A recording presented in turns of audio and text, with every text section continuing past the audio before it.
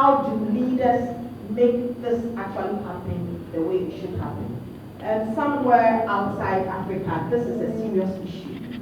So I was really expecting a lot of corporate institutions to be present this morning.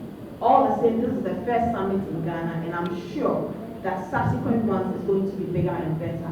But my call to you all is that whatever you hear from here today, go and preach the word outside and be the change that you see. Thank you very much. Dr. Genevieve Duncan Ogobi, please, once again, a round of applause for her. Lead consultant, Tarragon Edge, and the call has been made. As leaders, we need to go out there so that we can spread the message when it comes to environmental, social, and governance issues. All right, so ladies and gentlemen, we're going to move on as we welcome the lead consultant Discovery Leadership Masterclass, Mr. Frank Edu for the welcome address. We decided to put out a program like this to fashion out the need for more sensitization for the people and for the business community to be aware of the environment and the social and the governance issues so that we can deepen the discourse for success. Next year we will have another version, a version that will be much more, we take it to another level. So we pray that as we come out there as people or businesses, we will need your support in this direction to be able to drive this course. In our quest to bring the issue of ESG to the forefront of the business community, we realize that the knowledge about ESG is a bit on the low side. We pray that as we take this course, we will get the support that is needed. On this note, we welcome all of us into our first edition of Discovery ESG Sustainability Summit. You are welcome. Many international agreements have pledged more climate finance for adaptation. The agreements recognize the need to support vulnerable countries that have suffered climate damage. There are other promises to end deforestation, reduce methane emission, mobilize finance around net zero. For its part, Ghana has pledged more ambitious goals for renewable energy usage and emission reduction in the capital, Accra, and across the country. These all sounds good, but when we add everything up, the world is still on the path to a temperature rise well above 2 degrees Celsius.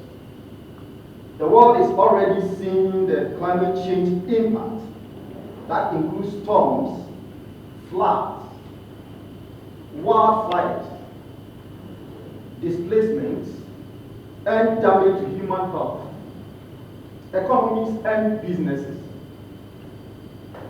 We have a serious job of work to do. Accra and many cities in the world also experience pollution and waste.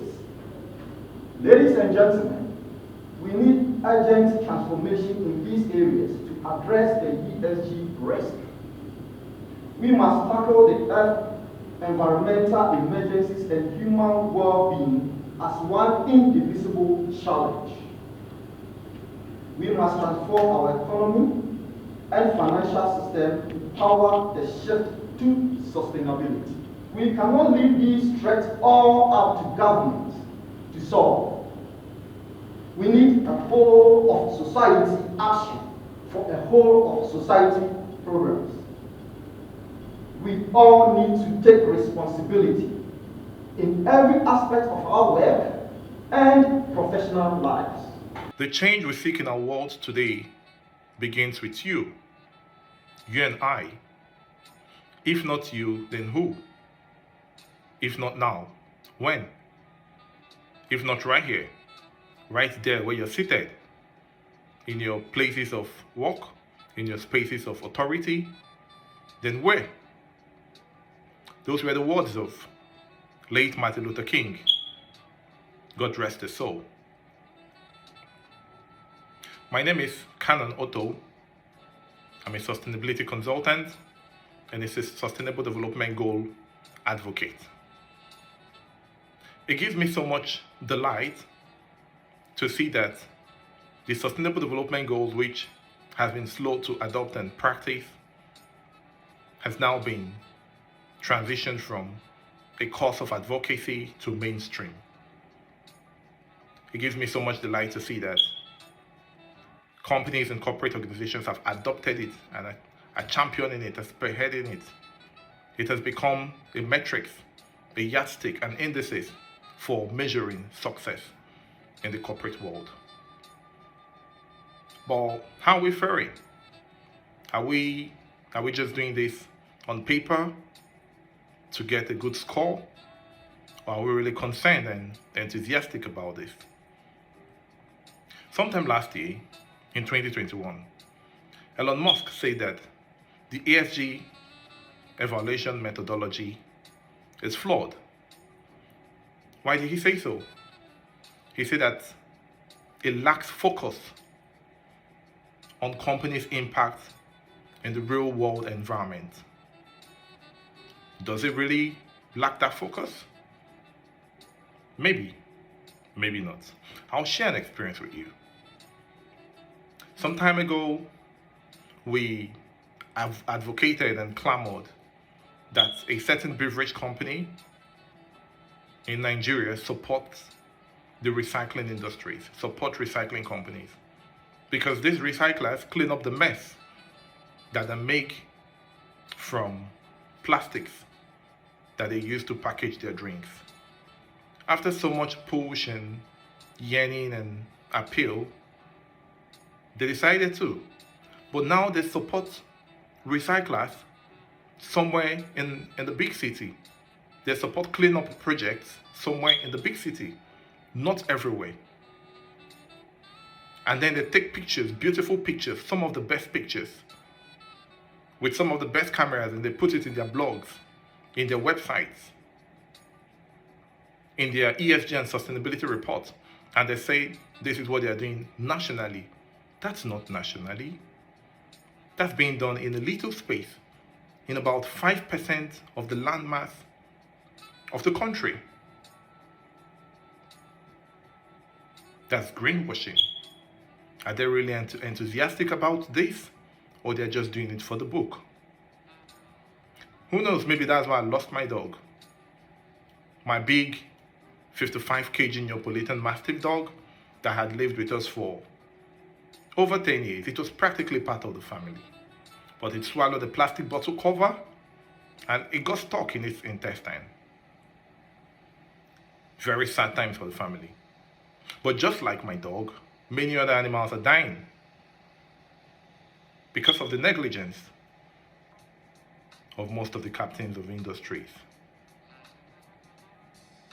Sometime, a certain company I worked with in UK, I won't mention the name, they noticed that customers are interested in buying sustainable products. So they tell you that their products are over 50% cooked, their foods are over 50% ready, that you don't need to spend so much energy in cooking it.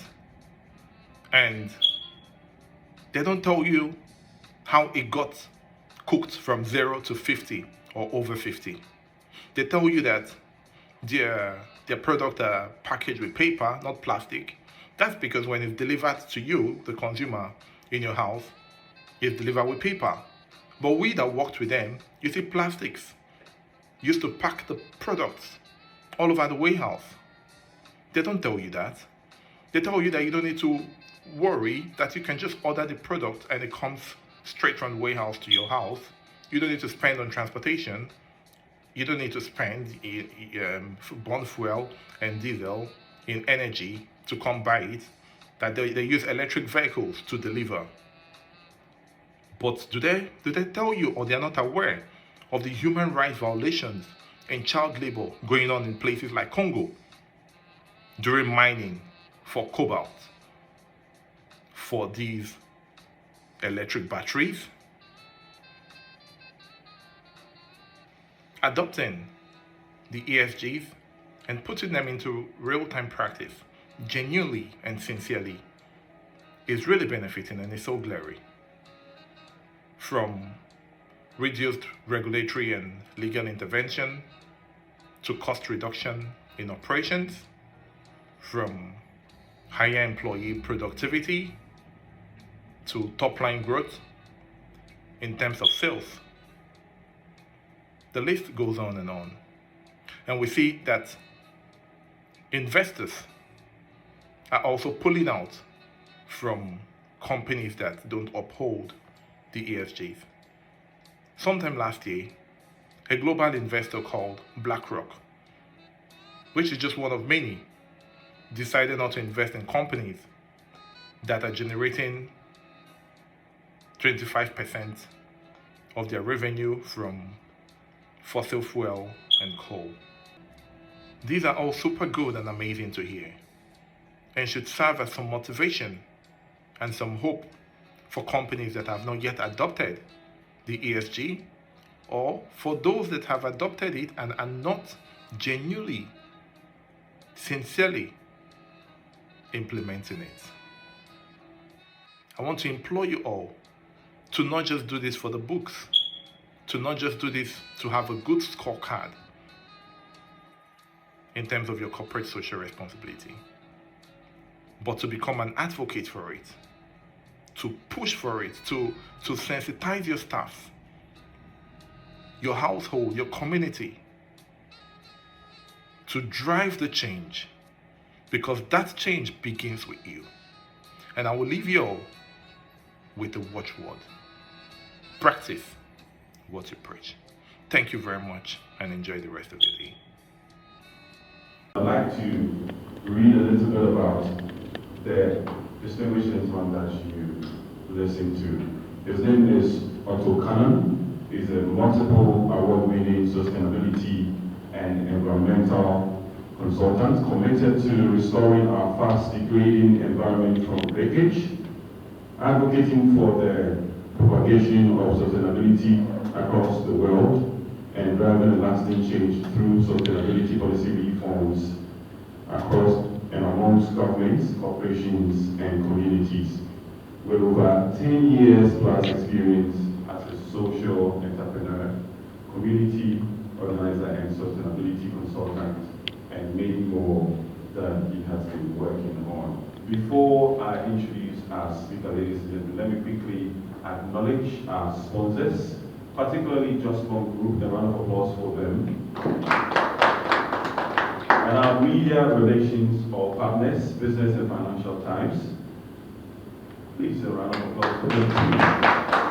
And media sponsors, GTV, Metro TV. Ladies and gentlemen, here to speak to all of us, the role of leadership in leading business transitions and change, adaptability, and coping for sustainability through ESG framework. I present to you Dr. Victor Abi. Indeed, the first speaker indicated we are all supposed to be ambassadors for this global cause. It's all is grounded in the fact that our very survival depends on it. Let's cast our mind the current issues we are dealing with in our country. We can like say, members, it's a survival issue. But to a very large extent, the requisite action and commitment from all of us, we all know it's not forthcoming. We are looking at it from today's perspective, the benefits that will endure to us, but tomorrow won't be the difference. I was reading a few days ago online that sooner than later, I think from one of the medical doctors in Ghana, indicating that sooner than later we're going to begin to experience new diseases in our country, as experienced by other countries like Japan, Asia, sometime ago.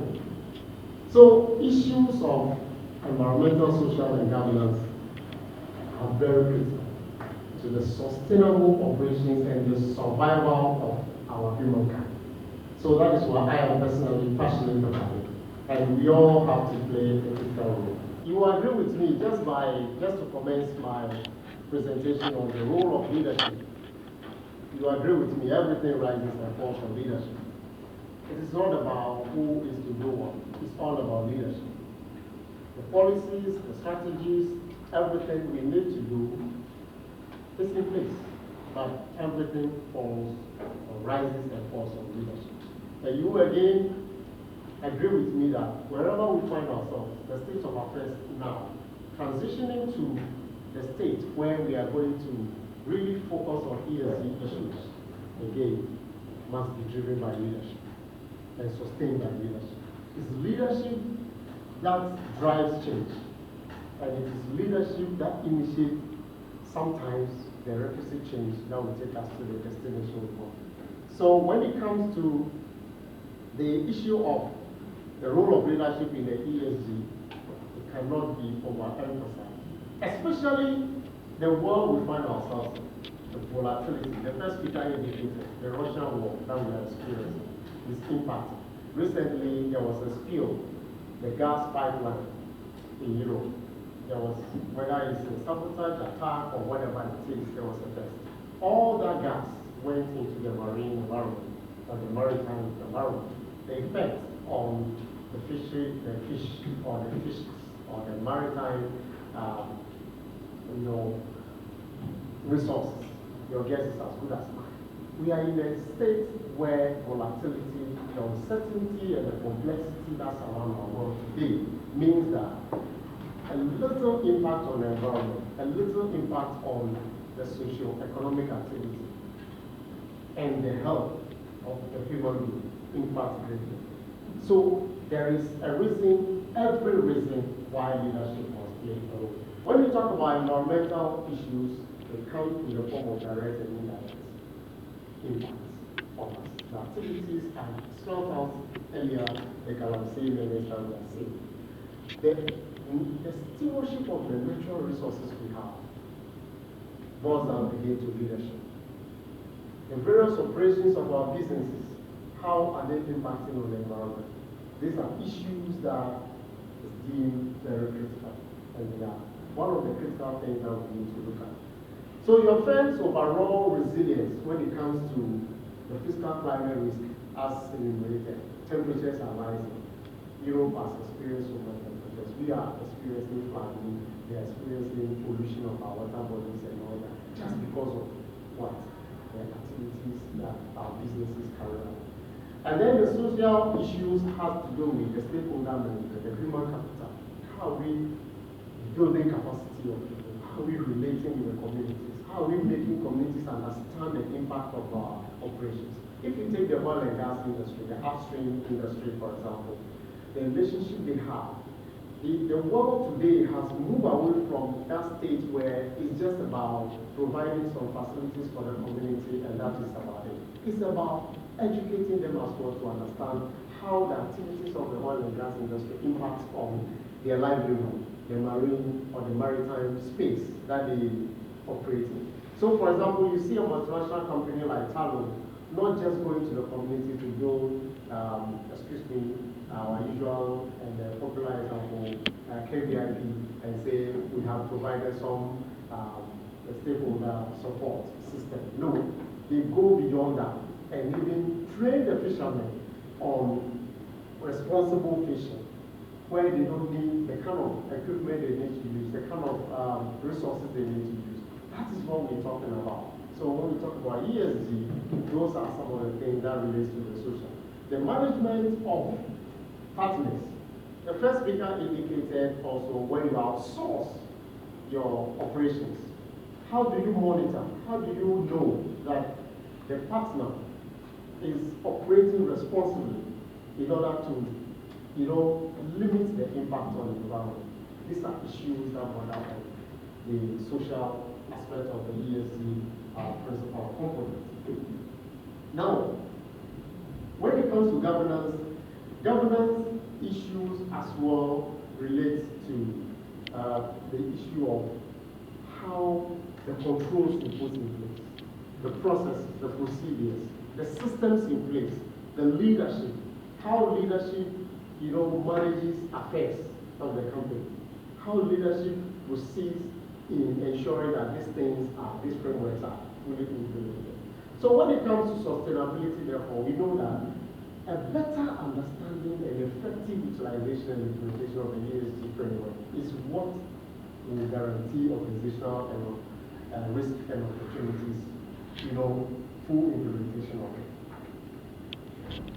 Without understanding the basic principles governing the ESG framework, it is impossible for leaders to get to where they want to get to, or to demonstrate to all of us that we have what it is. So it goes beyond just hearing about ESG. We need to understand the fundamentals, which I have spelled out. Now, again, so sustainability is a responsibility of leadership. Leadership cannot be taken out of the equation. Leadership must ensure shareholders understand the issues of impact on the society, on the environment, and all that. So let's proceed to touch briefly on the critical roles. Now, company is operating for profits. Indeed, we are in for profit. Every company desires to make profit. But how do you make that profit? Are you making the profit at the expense of the environment or the society, as we are experiencing now, and government is struggling to deal with because of some of the recalcitrant nature of some of our stakeholders? So leaders must adopt and enforce the environmental impact assessment strategy and plan in all the organizational units. For some multinational companies today, they want to see your impact assessment report and the strategy or the plan that you have in mitigating the impact before they have a business development.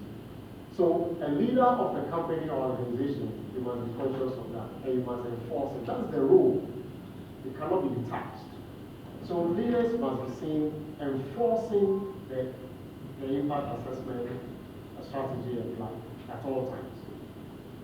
The stakeholder relationship management that I spoke about in the communities, the staff. We're talking about relationship between even employees. What is the relationship between the leaders across board in the organization that ensures that at all times the consciousness of ESG framework is paramount? Those are the things leaders must focus on. Adoption and strict adherence to professional corporate governance standards across all levels. Corporate governance standards. Is it that I am the leader of the organization or the business? So this is what I want. This is what must be done, and that is it.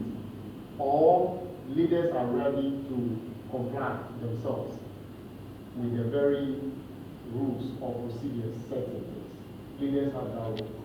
Corporate governance standards require that we subject ourselves to scrutiny at all times, be it at the leadership level or the team level. Again, leaders must also be seen promoting a culture of learning, or what I call learning organization, where creativity, innovation is the order of the day. So that there are better ways at doing certain things than sticking to the status quo. More often than not in our country, this is how we've been doing it. So don't come and disrupt the process for us. If you build a culture of learning and innovation within your organization, you'll be shocked at how much savings you can even make. It talks about profitability through savings. Some innovations or creative ways of doing things can bring about these savings. So leaders must be seen promoting the culture of learning within the organizations. Today, we are inundated with so much technology, so many apps to do so many things. We don't need to physically be on the ground to see certain things happen. How are leaders adopting and utilizing this, ever-growing technology that is available to us? Technology must be for us, should not be against us. We develop every day because we want to improve our well-being. So technology must be used to do that. Leaders must embrace technology. Then training and capacity building. We are here. Majority of us here are leaders of businesses. What are we doing to build capacity of our team members? It's a role we have to play. It is not about you acquiring the knowledge and keeping it to yourself. You must build capacity of other people as well to be able to carry on. You know? And then the issue of, when it comes to capacity building, we look at it that, okay, what kind of training are we going to get and obtain certificates? My personal position is that the issue is not about getting certificates. The issue is about understanding the issues and utilizing the knowledge for something impactful. That is what it is about. Our part of the world is becoming too much for us. So people go looking for ways. So we are going for ESG, discovery leadership in ESG stuff. So this is my certificate. That is all about what can you do? That's the question. So when we are building capacity, we should make sure that it impacts on the people very well. Mentorship and succession planning. Leaders have so much passion to achieve a lot with regards to sustainability of the business. But more often than not, we fail to build a succession plan. Who takes over from you may not understand really the vision. We need to help people mentor to understand that indeed these are issues that will keep the business going. The role of business leaders is very crucial in this battle that we are taking up in discovery leadership. Tarragon has taken up to our doorstep. We need to know that it's only leaders who are able to handle complex and rapidly changing environment we find ourselves in. That can be sustained productivity and performance. If you don't understand the environment we find ourselves in today, I'm sorry, it's difficult to understand all the things that we're talking about. Statistically, we are not doing well at all. The impact on our society is so enormous. We need to change the way we do business. We need to change the way we lead our businesses towards sustainability. On that note, I believe that I have set the tone for further discussion on the topics for today. Thank you very much. And God bless you. Before I introduce our next speaker, I'd like to say a very big thank you to Madam Isabella Nana Ichan Asante, the Chair of Midwifery Council of Ghana. Thank you so much.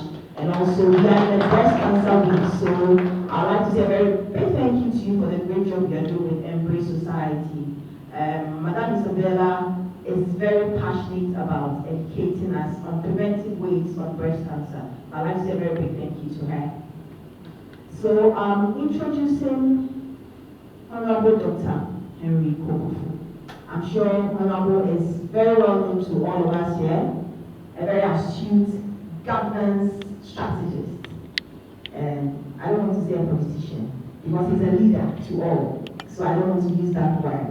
So Honorable Dr. Henry Kokofu, a lawyer, so we say ESCOM, is the Executive Director of Environmental Protection Agency, EPA, and the lead body that oversees and governs Ghana's environment.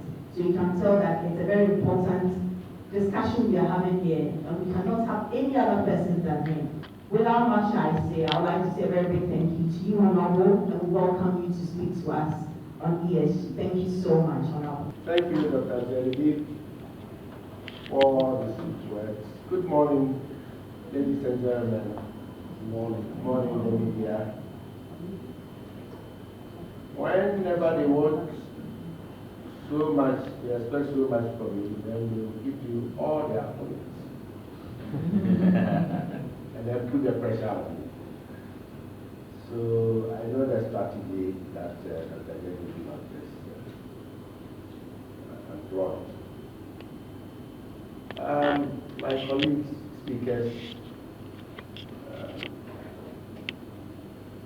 I find you a bit intimidating, because you are the experts. And once the expert speaks, who are you to go wayward? I'll try as much as possible this Friday morning at this important encounter to be as practical as possible. I personally feel enough of the lectures, theoretical and all. So I was happy with the last words of the last speaker when he said the knowledge matters. I want to Ghanaian Times, front page. Here, you can see my good sound here. Says MNDC face sanctions over environmental degradation. And he said, they are saying that I said it. So I own that statement. And if you read that, most probably you get a lot of things that we're talking about or in writing. It's nothing but calling out leadership at the level of our districts, municipal and metropolitan centers. Leading environmental change and coping with business disruptions through ESG compliance framework. And there are key things to be noted that we want to, as it were, put on the banner for discussions or serve as food for thought. What are the leading environmental changes or challenges? How is EPA addressing these critical impacts of environmental change on society and Ghana? And in this context, businesses. What policy frameworks have been designed or are looking forward to be adopted or adopted to lead these environmental change efforts? And how do we address the critical environmental issues and the impacts of businesses and the economy? So how do we address the challenges of business disruptions through environmental change practice? And then how do we reduce environmental risk across business? What kinds of engagement objectives would you recommend? In other words, from ED's standpoint, the expectations that we may recommend to business leaders to communicate to ensure ESG risk is managed. The third, and most probably the most important of all, adopting ESG policy framework. i.e., to outline some competitive advantages businesses have for remaining ESG compliant.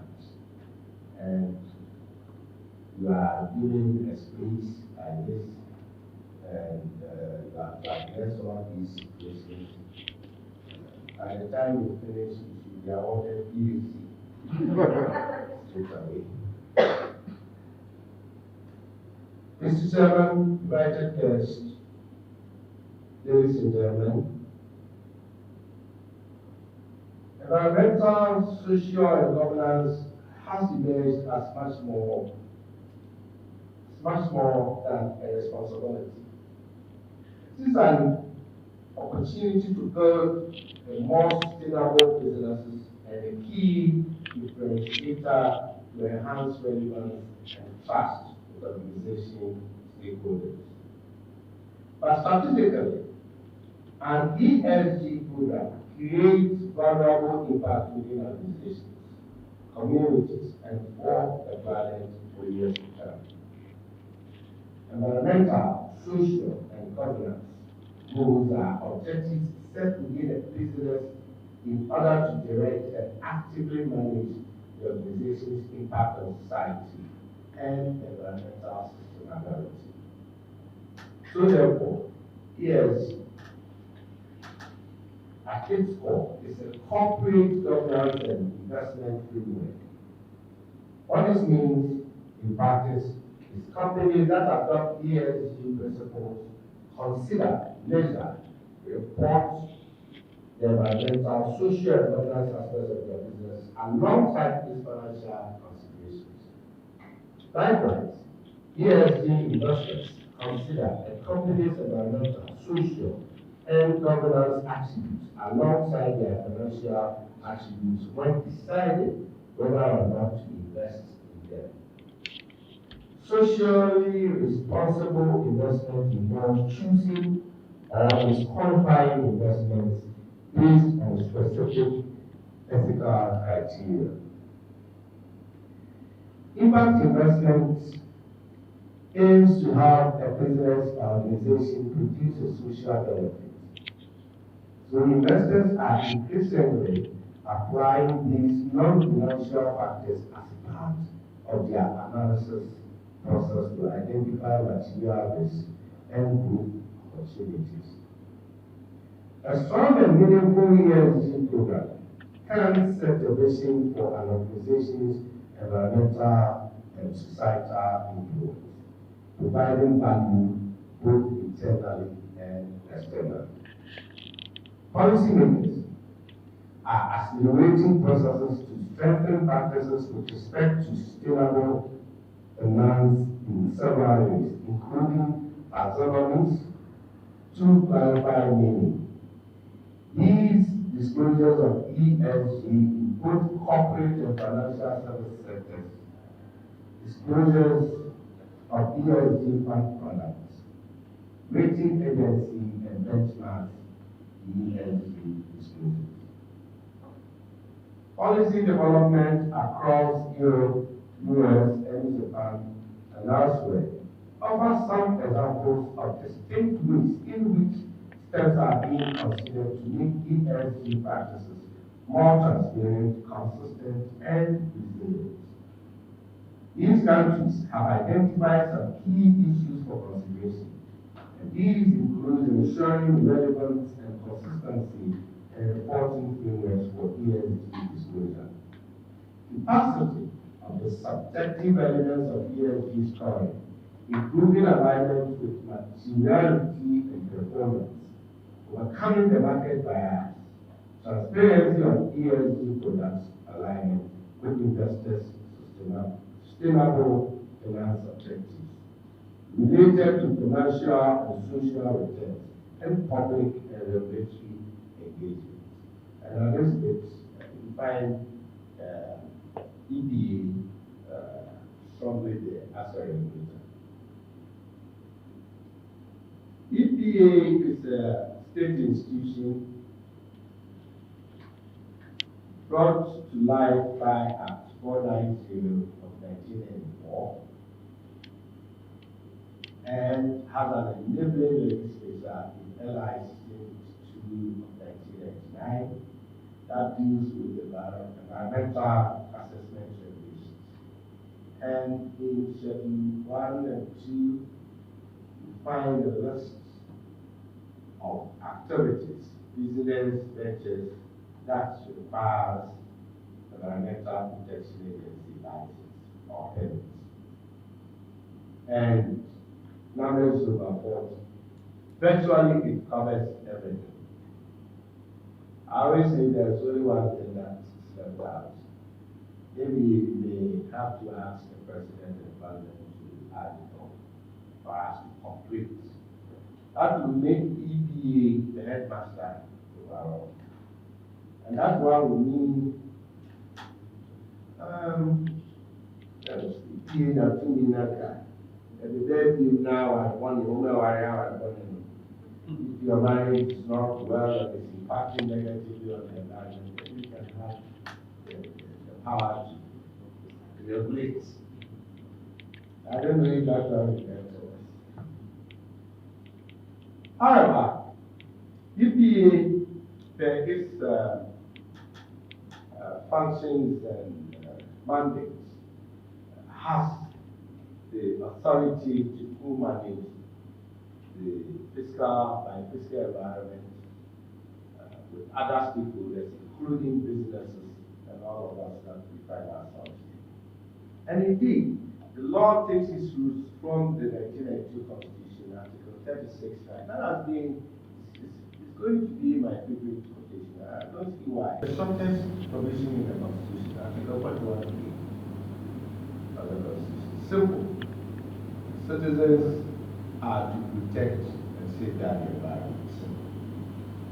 So when we talk about environmental governance, that feeds into social and governance systems proper. It means we are all being called upon. One on the first arm is the state, the other is the citizen. So the responsibility is there. So we zero into proper environmental conditions that we find ourselves globally, then Ghana as a nation. And that is the almighty climate change. It has become a reality much faster than all scenarios predicted. Climate change is not just an environmental issue, as believed earlier on, and it is an all-encompassing threat to our very existence and to the socio-economic aspects of life. Storms, droughts, and rising sea levels are bleak signs of what we are currently facing. And these are practical. These are the best. Some 2 weeks back, I was in the U.S. from New York to Washington and all that, and the conversation I've been listening, talking about climate change, climate finance. So at the point in time, businesses stood at ease, i.e. the private sector. They are asking the contribution of the private sector, for that matter, businesses towards financing climate initiatives. More importantly, on the program of actions within the national determined contributions that seem to address the mitigation and the adaptation of climate change. And so this is a very, very important point. Maybe that's why that's what motivated me to come this morning, so that the conversation will be carried out onto businesses, the responsibilities that unfortunately, it is not finished. That state institutions like EPA and the entire climate change architecture have not critically involved the private sector and businesses actually ought to have. But this is an opportunity time. Soon we'll be going for COP27 meetings, and we'll be extending hands to institutions like yourself, this one that have the leverage to bring together captains of industry and businesses, so we can all share in that scope of knowledge and what to do and what not to do. Ladies and gentlemen, developing countries like Ghana are suffering disproportionately, and if the global community continues at this pace of implementing climate actions, then the incidences of extreme rainfall patterns, flooding, and excessive drought is going to escalate. And this is a very, the science is complete. There is no doubt. The science is established that the world, if you go beyond 1.5 degrees Celsius, somewhere 2050, as has been predicted, we are all heading towards 2. Climate change is seen as a central pillar of ESG. ESG investment is an effective tool to address climate change. And this is a critical point today. ESG investment helps to promote a healthy environment, social responsibility, and good governance. These 3 things, one, social, healthy environment, you find leadership there. Social responsibility, you find leadership. And good governance, you find leadership. So the good governance aspect, politicians stand for, and then the public and civil servant that runs the public institutions are all on to it. The social responsibility, what has the individuals got to do? What has we have by way of responsibility? And that's what Article 41K of the Constitution talks about. And that is for businesses and for individuals to look at that. So at this point, please, before I leave, try and find the differences between leader, boss, and manager. I want the differences. If you can help me. Because Winston Churchill was deemed to be, Winston Churchill, a former Prime Minister of UK, was at one point deemed to be a hero and a great leader during the wartime, the Second World War. Soon after the Second World War, he was deemed to be a very bad leader in peacetime. And so his party and himself were voted out of office. So a bad leader and a good leader were the same person within a scope of time.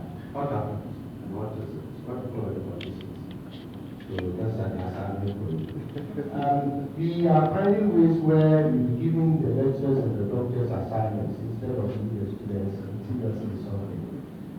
Ladies and gentlemen, a company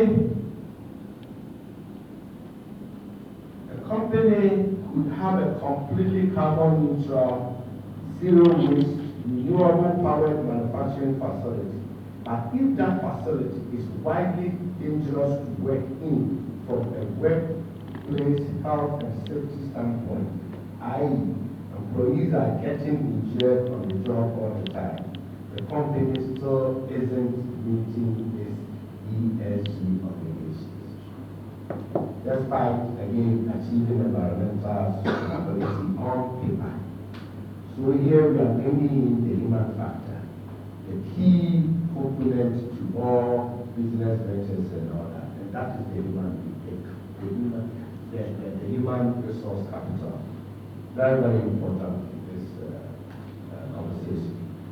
ESG is typically more relevant for large companies who are listed on public investment exchanges or who need financing from institutional investors. However, as small banks and financial services firms themselves adopt ESG principles around their businesses, ESG is also increasingly becoming more material to startups and smaller organizations. So on the top you find the multinational companies that at the point in time form JVs with local entities, or local entities themselves forming partnerships among themselves. And so you have the large, medium, and small businesses structures. All need some form of financial injections at one point in time. And the banks will require ESG.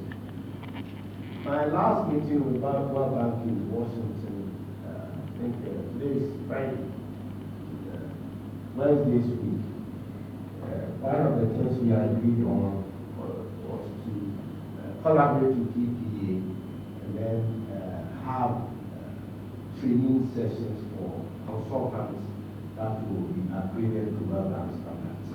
And in the conversation, ESG was very, very critical. So very soon, EPA will be undertaking sessions. So we really want to reach out to this organization for some form of resource application when the time comes. Mr. Chairman, I will conclude by saying, while ESG is gaining momentum, it's still an evolving landscape, which is difficult to assess, implement, and manage programs in an organization. As I said that, I would like to assure all of us gathered here that whether you are looking to expand on existing ESG efforts or you are just getting started, we will all get there one day with that concept. There is a need to gain an understanding of the organization, your culture, and your strategy, and develop an ESG foundation, point of view, and guiding principles. Focus on the elements that matter most to you and your stakeholders. Thank you very much for your attention. Chief Executive Officer of Environmental Protection Agency, Honorable Dr. Kwabena Kukufu. Please a round of applause for him. Charging our experts to practically go out there and make the changes that must be done concerning ESG. So our experts, you have been charged to practically make it happen. So before we leave here, one or two things that you can tell all of us so that we can start right away. Then that will ripple out to the rest of the world that we all belong to. I'm talking about our various communities. All right, so ladies and gentlemen, we will continue with our panel discussion. Leaders do not focus on the present. Leaders do not focus on the mutual benefits of the entire team they are managing or they are leading and the society or the community they are operating as well. So it's a holistic, comprehensive approach to doing things when it comes to leadership. Managers are often described as people who manage fiscal or who are able to utilize fiscal resources to achieve their goals. Leaders tend to focus more on humanity or human capital. Managers focus more on material resources, how those material resources will enable them to achieve their goals. But leaders look beyond those material resources and encompass their actions or their actions as well. Bosses focus more on authority that comes with their position as leaders or managers. So they tend to come across as people who know it all. Nobody can give them feedback or negative. They want to hear what people want to. They hate criticism and all that. So being bossy, obviously you are not open to any feedback that does not sit well with your own posture. So bosses are often seen as feared rather than being motivated or inspired of their team members. Why Mr. Churchill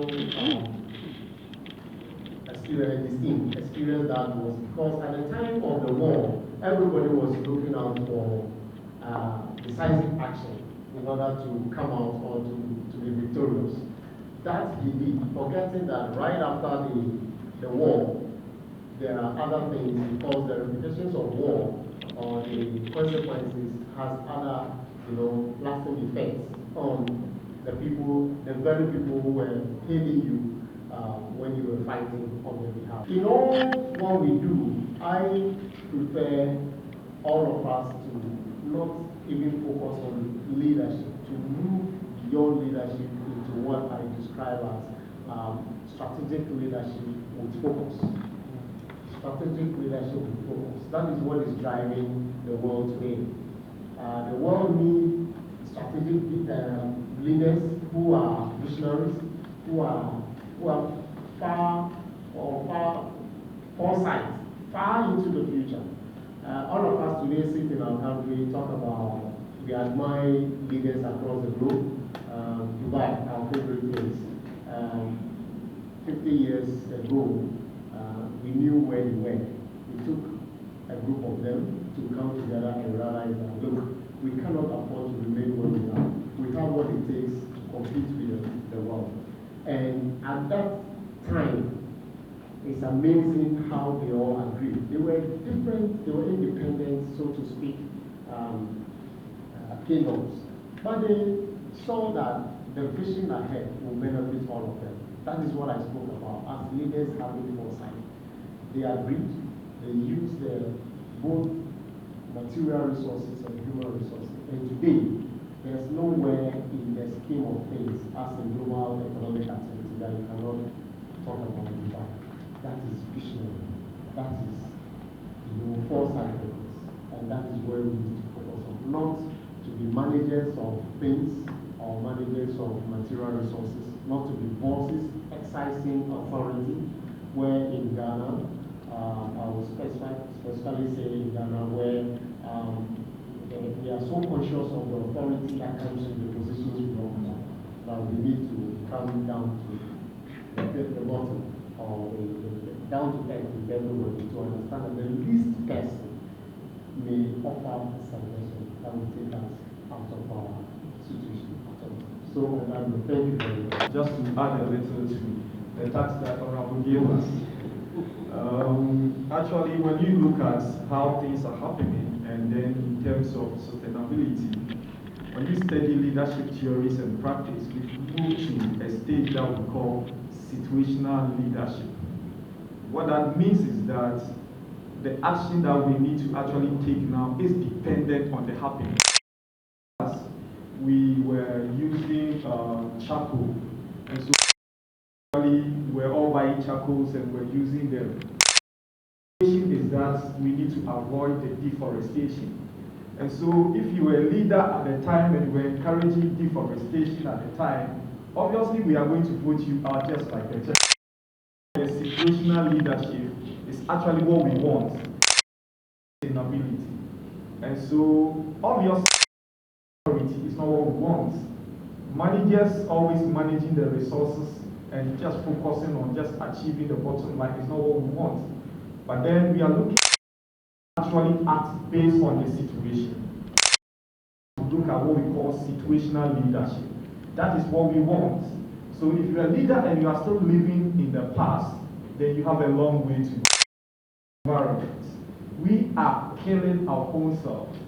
We are focusing as businesses, we are focusing on making the profits, and we are also creating and causing havoc in the environment.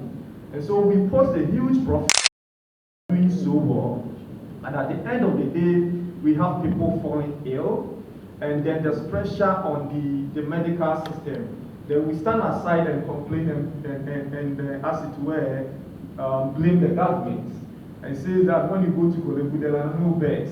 When you go to here, people can't get a place to stay or sleep, a bed to sleep on. What are we doing? We actually have forgotten that we actually created the situation. And so we are not being responsible enough.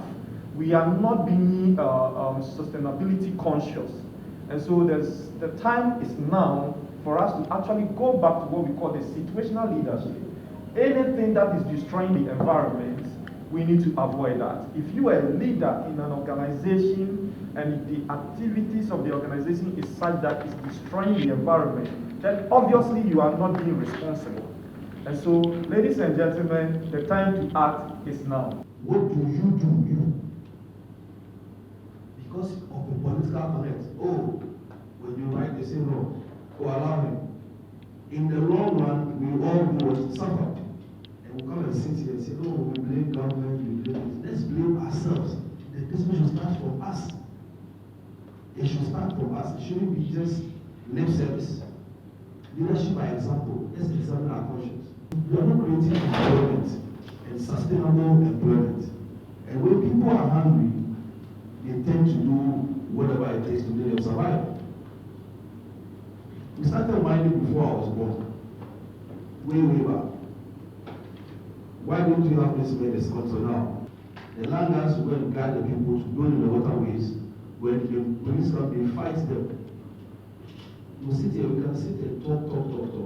Let's start with us, ourselves. Let our conscience. Thank you very much. Can we have one or two to also? Okay.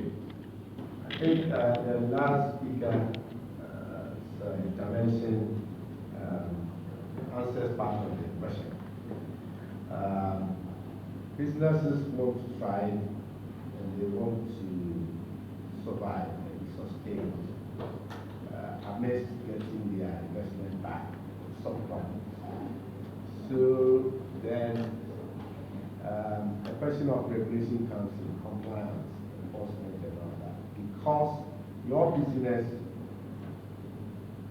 definitely has some form of environmental impact, so you need to be regulated and all that. So the challenges comes upon when people refuse deliberately, attitudinally, refuses to comply with the rules and regulations. That's one aspect of it. It also comes when institutions, example my own, refuses to live up to expectations by way of delivering that public service to support and augment the venture running. So We at EPA have identified a lot of institutional weaknesses within our own sector. And critical among them has to do with the uncoordinated aspect of the various institutions, stakeholders that have to come. For instance, we have a list of institutions that can be protection agency. We are supposed to be the watchman or the watchdog for environmental integrity and sanity. The man here knows the minor, the processes you go through to obtain your license before you become go into the gold mine. The process starts with criminal commission, goes through all that. You get your concession signed by the minister. Environmental affairs. At that point, you spend close to 2 years going around the circles and all that. By the time you come to EPA, you are only. So EPA is called upon to look at your ABCD, and then all we can do is to point out the environmental concerns, potential environmental damages that may come, and then we apply conditions to the benefit. Ghana is not Accra. Thank you. That's it. When we travel out of Accra, that's what it is. How did China become a superpower? 20, 30 years, 40 years, who goes to China? For what? They started industrialization. They started growing their industries. I'm an office in China with the high practicality. All the things I see are things I do. China, the quantity to print out is about 100,000. It has that capacity. So if government even decides that, okay, let's use uniforms, they don't have the capacity. What's happening? They are always importing. Because of politics, there is no government that will say, today, I'm putting my foot down. We are consuming Ghana rice. There's nothing coming from outside. What will it do? It will create employment. Then it will teach the people in the industry ways of refining, making the rice better, having perfume rice, comparably to what we import. Yeah, we import everything. We kill the poultry industry. We've done everything. We import more, rather than going feeding is very expensive. So most industries are there. Let's consume. Let's start. That's why I said it starts with us. You know, you are talking book, I'm talking practicality. That's the reality. Because in the old system, they were not so educated as we have now. We didn't have internet, we didn't have, now everything, somebody just Google, somebody's whole life is this. In the old time, we didn't have that. But we're eating healthy. Go to the village, look at our parents. They just go to the farm. They eat fresh. We will eat what? Preserved foods. Processed. Let's close. I'm just giving this thing to him. Sometimes it's not him. I'm not talking to him as a person. He sees. See, let's not play this thing. You know, sometimes impact 10 years from now, 20 years from now, and then what happens? That's not the agenda. The agenda now says, do it. And it's reluctant he has to do it. Sometimes you call him, come and answer, he cannot do anything about it. So it's us, it's now, it still comes back to us. Let's revisit our values. When we see somebody drop something, call the person. Please choke. Get the water with choke. And we have flat in every area. So it still goes down to us. Thank you very much. My question goes to Dr. Abbey. As I sit here, listen to find out, do you have any strategies, any plans for the TVET industry? When I say TVET industry, I'm looking at the ordinary carpenter, the hairdresser, the plumber, the electrician. Since you're talking about ESG, do you have any plans? What was the future plans for the TVET industry? Thank you very much. For me, the need for leadership to transcend every level cannot be overemphasized. So I'll give you an example, not to pick you on the spot. If you are clamping down on Galamsey and you go and you burn a machine, now the average cost of, let's say, an excavator, I don't even want to talk about bulldozer, it's about $250,000 US. The essence, burning that machine simply means it's just like you having $250,000 in a box and putting fire in there. Now the impact on that is not just on your currency, but also on your environment, because you are going to produce cocoa to go and have your effects and all that. So in actual fact, you are still affecting the environment. The metal that has to be used elsewhere to produce the same machine and all that. But the point here is that if the military man going there, if the person appointed to make sure this clamp down is that understands the ESGs that we are talking about, can easily challenge and say, let's go seize them rather, use them for other economic activities, rent them to the big mines or the authorized mines and gain state money rather than burning them. This for me is a typical example of how this ESG has to go everywhere, go into the military, the police, officers at EPE, whoever. So that even if the president is giving an instruction that burning it is environmentally dangerous. I'm just using that as a case in point for every other. It goes to using bottled water and all that. All these serious problems that if people come with innovations that can help us prevent more usage of these could actually help. So that's just what I wanted to say. Yeah. It's true that we all have a sense of responsibility, but I do believe that not everyone is a leader. I'm actually working on an application that we talked about leadership, and you said something that resonated with me. It's asking what kind of leader I wanted to be. And you said leadership is about being strategic and focused. We can't all be that. I believe personality matters, and training also matters. I'm in healthcare.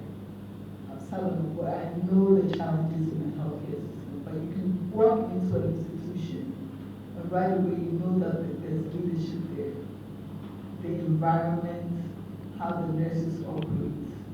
So I think that we all have a role. I don't think everybody is a leader, but we need as a nation to start training and identifying our leaders. We don't even know what a leader is.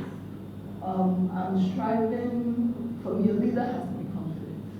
And I've been striving to find in the tree language a word that is similar to leader that is positive. Everything I can think of is something, I think we need to start grooming leaders. You can make a difference. I don't necessarily that make a change. And to talk about the mindset change, I've lived in the US most of my life, moved back to Ghana. I see when nurses, the same so-called terrible nurses that we have in Ghana, when we get to the US, what's the difference? It's accountability. For me, if we have leaders who are not afraid, so I think that we need to focus on letting leadership be a part of our family from primary, identifying the individuals and grooming them. Then you can have your leaders, you can have your bosses, you can have your workers, but we all come together because we're all held accountable for our actions. Madam just said it's something needs to be inculcated as from the very beginning, from our home, churches, everything. And it's so surprising that everybody wants to come out of the house clean, neatly dressed, impeccably. White shirts and all the green shirts and all that, out of the house. But the surroundings, the physical surroundings that he or she finds himself or herself, that's not care. I just came from Togo to Shasta. From the airport to the city center, you feel like Ghana is heaven. Honestly. But you coming from Dubai, you're coming from US, UK, and you get to the kind of international from Ghana is like hell. So at one point in time, you are in heaven, another point in time, depending on the parameters you're looking at. So yes, environmental thinking and education and everything is for everybody. Particularly if you are a leader in an institution like an organization, you must show and you must have it. So others can follow. That is why environmental scientists like me, natural resource person like me, branch into various areas. When we are talking law, talking environment, when we are talking business, talking environment, when we are talking. Trust me, one of my meetings, the gate was sitting there, John Kerry, all the big shots, sitting there on the table, all talking about climate change and climate finance. So, let's face it. I'm not going to make it Okay, we have a lot of activities. But my senior colleague talked about something. Yes, it's true. These nations and all that, China, Singapore, Malaysia, Dubai, and all that. The important thing is we always have a reference point. You say 20 years ago, Dubai wasn't what it was. 30 years ago, even in the United States and all that, we have economies that are as old as the democracies that are as old as anything. We are 64 years. You might think it's old enough, but it's not. United States is about 300 years of democracy. UK, and if you read history, on the streets of London, there was a point in time, people would simply duplicate and make their waste and all that, open the window and then drop them on the street. It has happened before in UK. There's a documentary that shows Singapore some 30 years back. They were just a small community fishermen, everybody doing anything anyhow. But some crop of people emerged from that what we saw as a mess. They emerged, came up as leaders and said, no, this nonsense must stop. Forgive my word. This must stop. This is the direction we want to do. And that is the leadership we're talking about. The Malaysian man is on Lee Kuan. They are there to be and all that. So we are struggling as a nation. The good news is we cannot throw our hands in despair. We are committed to getting things done. We will surely get there. But the pace at which we are moving is much, much, much slower. Those of us who are as young as 60, 65 years, we know traveling from Kumasi to Accra, the kind of route we travel, traveling from Kumasi to Sunyani, we do know. We know what Makola looks like. We know what the kind of International Airport looks like. We know what Kolebu, whatever. There have been some tremendous improvements in infrastructure and all that. Even in our own human development sector. How many of us here wouldn't want to make a reference? When I was young going to school, I was going to school barefooted. You tell your child, we'll try you will come and we'll go share Papa. You go school now. So there have been some kind of improvements on that. But that is not where we want to be. We want to go beyond and faster as that. So it boils down to leadership. Some people might, but of all that, a leader must be selfless completely. Once you are selfless and you're thinking about the larger picture, the good of the group, so we move on. May God help Ghana. As a nation, we can pollute all our water bodies. Yes. I want to find out EPA. Is EPA, I mean, is there a system in place? Can EPA look at what happened at the port? How did the cartoons company? Is there a check? What is EPA doing so that we can't have such a mess? you have the powers?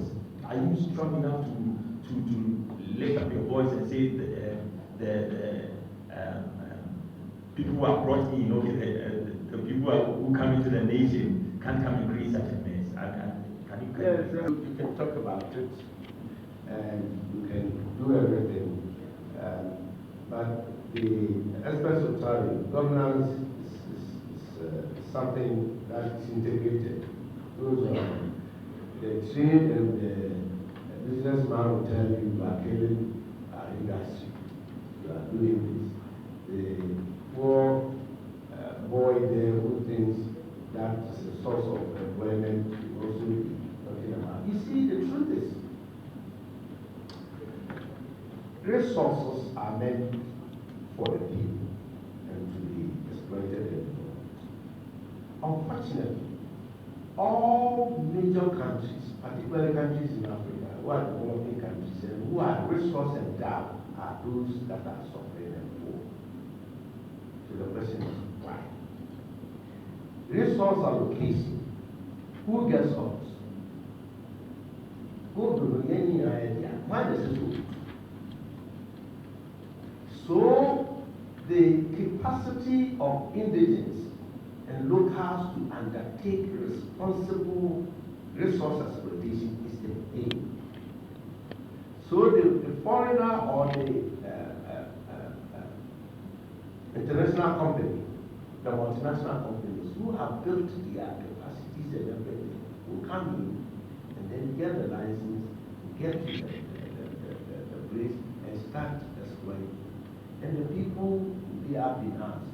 And yeah, and they just ask, yes, who's the man my company, A by our and you are company, be no, Bruno, or you're responsible, or your way of making sure the all things when you say it.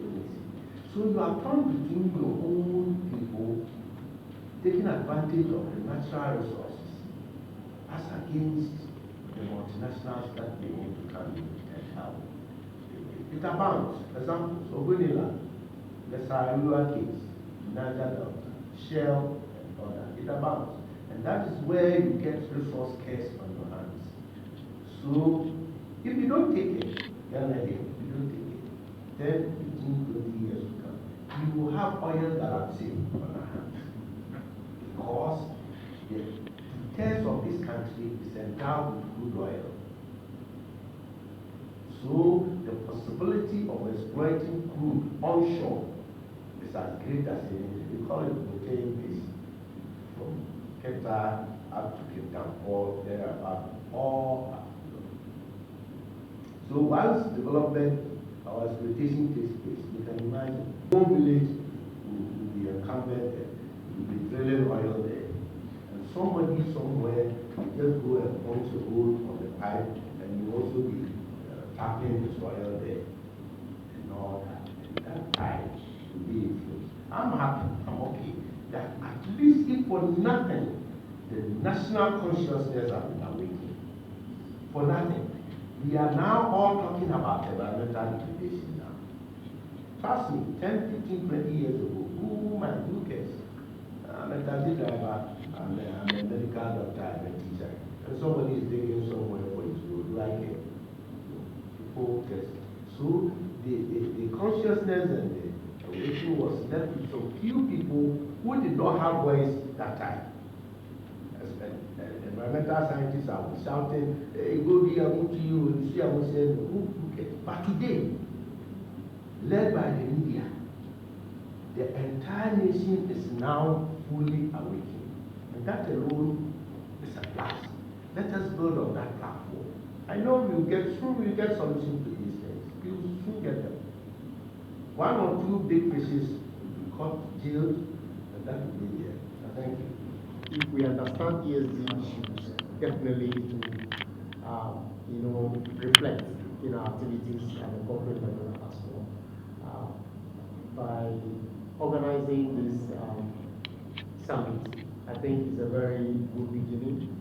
I will urge the organizers to replicate such things not only in Accra, but other parts of the country, especially remote places as Mr. Vanderpool said, Accra is not Ghana. A lot of things are happening that are contributing to where we are today. If we take the Galamsey thing, the water pollution here in Accra, but everything will boil down. The water will come down to Accra, and we will suffer it more. The village folks somehow are eating well, they are eating cream and all that. They may survive better than us. We are so vulnerable. So let's take the campaign out of Accra to the remote places as well, so that we can, even if it will mean doing it in the local language, for them to understand it better. Because sometimes we come across as people who only can speak the Queen's language, and that is it. And they don't care about that. They think these are just book-long people saying what they have to say. So let's drill it down to the local level. And with that, I think we'll go places. Because the general perception is that, especially where we think these people, they just come to talk, as the other person. It's all about talk. We can equally infuse it with some practical videos or simulations for people to actually appreciate what exactly we're talking about. So we can have case study videos for such presentations, so that appreciation of the impact on of the activities of company A and that of company B, then the difference. Visual learning is more and far appreciated than just the talking part of it. Well done to the organization. Very good. You deserve an applause. I think the practicality bit that you mentioned is very important. That I actually checked. The MC actually introduced me and was like, oh, he's a doctor, he has a PhD. Then there was a man sitting there and was like, for these book-long people. But fortunately, the MC happened to know that I had done more than 20 years in the industry. And so I was not only going to talk of theories, but then the practical is very important.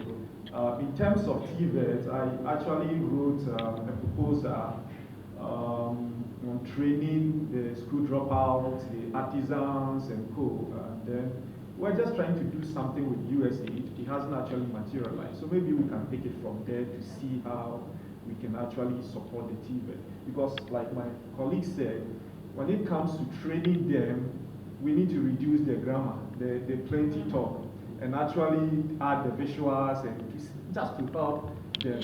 Because we can't build Ghana alone. Sometimes when we speak all the grammar, we think that, oh, we are fine. Yesterday I was telling my brother that you're a professor. When it comes to voting, you have only one vote. And the man that you don't regard also has one vote. So what are you talking about?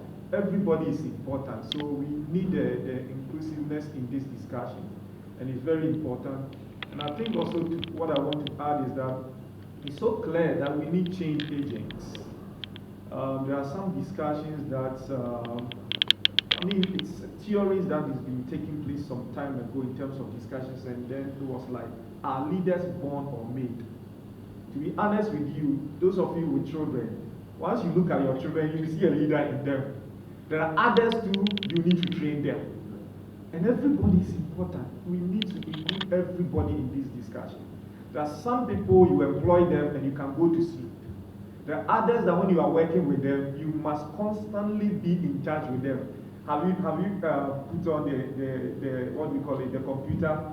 Have you shut your PC? There are others too, you are okay to go. So this is where we need to actually look at. We need to get to a point to say that this is enough. Enough is enough. We are killing our own self without knowing. Sometimes we just throw anything into the sea, forgetting that we go to Mokola, where do we buy the fish? You go to Kadeshi Market to go and buy the fish. You go to Jamestown to go and buy the fish. And so we are good when we see people doing anything to the marine world, we are okay. But then we wake up the next day and we are hungry and we go to Jamestown to buy the same toxic that we threw into the marine world. And that is what we are talking about. Ladies and gentlemen, we all need to be responsible as far as the ESG discussion is concerned. Thank you very much for your time, and thank you for the organizers. Already out, it's almost 12 o'clock, and minutes to 12 o'clock, so we are grateful to you. Before before we wrap up, I'd like to acknowledge our sponsors once more. Just one group, please a round of applause for them. And when it comes to our media partners, we have Business and Financial Times.